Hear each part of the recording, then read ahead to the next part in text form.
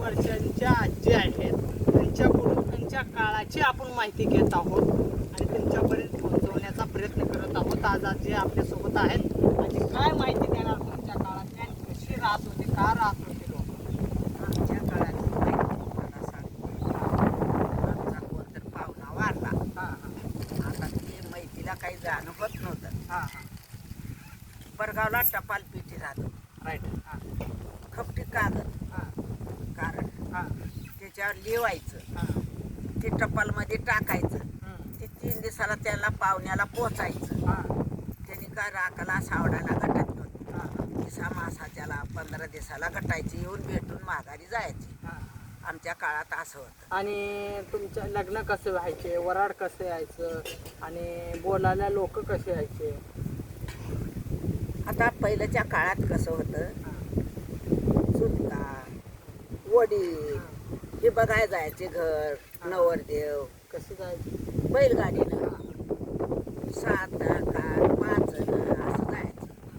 त्यांना पसंत पडलं त्यांनी यायचे मुलीला बघायला. मुली पसंत पडली त्यांना, मग ती सुपारी फोडायचं. हां हां मुलगी पसंत पडली, हां ती बाया लाडू कशाचे रव्याचे बनवून द्यायच्या. तेव्हा काळ होता तसा, रव्याचे लाडू बनवून द्यायच्या. मग ते भावकी त्याला नवरदेवाच्या घरचे ते द्यायचे. न सुपारी फुटली, मुलगी चांगली आहे, मुलगा चांगला आहे, चांगली जोड लागली करायचे. असं. आता कसं बोलालंय, हं, मुलानं मुलीला बघितलं, हं, मुलगी मुलाला बघितली, हं, ती सोयरीक जमली. हं, त्याचे आई वडील बघनाते का ना का बघनाते, हं.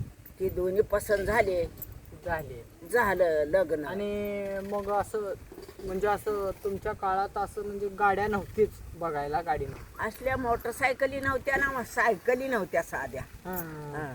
म्हणजे 24 तास बैल आणि बैलगाड्या. बैलगाडी तू बैलगाडी बघितलं की खुश व्हायचं खुश माणूस. व्हायचं. आणि आज गाडी बघितली की खुश आहे. बैल कुठं आहे? ते बैल वाऱ्यावर. वाऱ्यावर. असं ही प्रथा चालू आहे. चालू आहे. आणि तुमच्या काळाची मला प्रथा आवडली.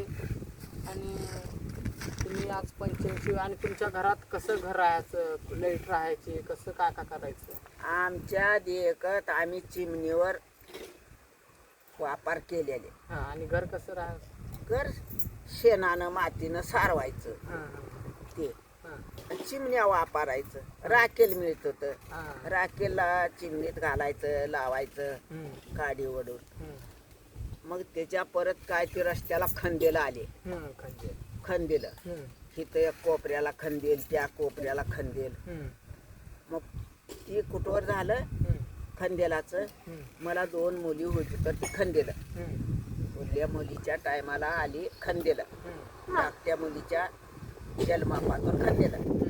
परत आल्या लाईटी लाईट. रस्त्याला. कोण आकडा टाकून घ्यायचं, ते चांगल्या घरचे मीटर भरून घ्यायचे. गरीब गोर आकडा टाकतो ते घेत होते. त्यानं लाईट वापरला नाही, आम्ही अंधारात शिकण्या वापरला. असलेला आकडा लावायचा, लाईट लावायचा. मग आता ते घरोघर मीटर झाले, घरोघर गॅस झाले, घरोघर शेगड्या झाल्या. घरोघर मोबाईल, एका घरात 10 मोबाईल झाले. मुलीजवळ मोबाईल, मुलाजवळ मोबाईल. मग ते मोबाईल हे मुलगा पसंत झाला. आई बापाला म्हणणार कुठे गेलतो, काय त्याला गेलो कॉलेजला गेलतो.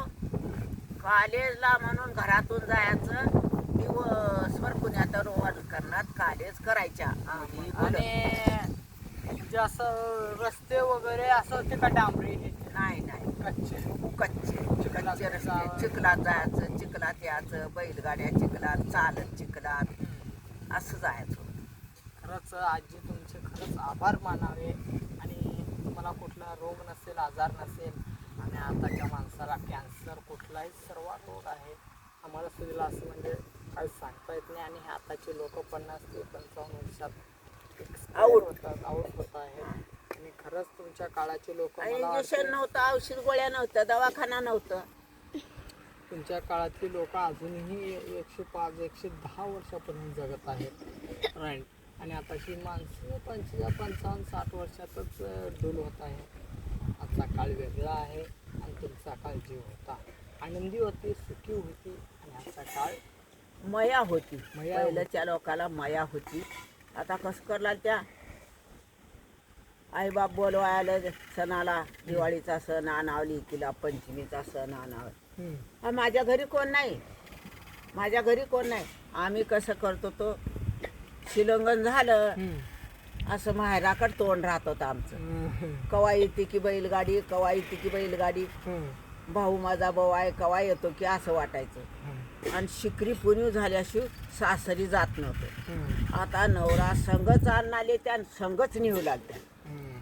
हा? मग हे तुमचा काळ भारी होता. आमचा काळ लय भारी होता, लय मया होती पहिल्याच्या काळात. आताच्या लोकाला मया नाही. एक नवरा बायको 2 लेकरं झाली की झालं. मग खरंच आजीने आपल्या माहिती दिलेल्या आहेत त्यांच्या काळातल्या, आणि आपली माहिती देण्यासाठी आजी आलेल्या होत्या. आजीला आपण बोललेलं आहे, माहिती तुमच्यापर्यंत पोहोचल. आणि आपल्या चॅनलला सबस्क्राईब, लाईक फॉलो नक्की करा, कमेंट करा. आणि आपल्या चॅनलला असंच पळवत राहा म्हणून सांगतो आणि इथं थांबतो.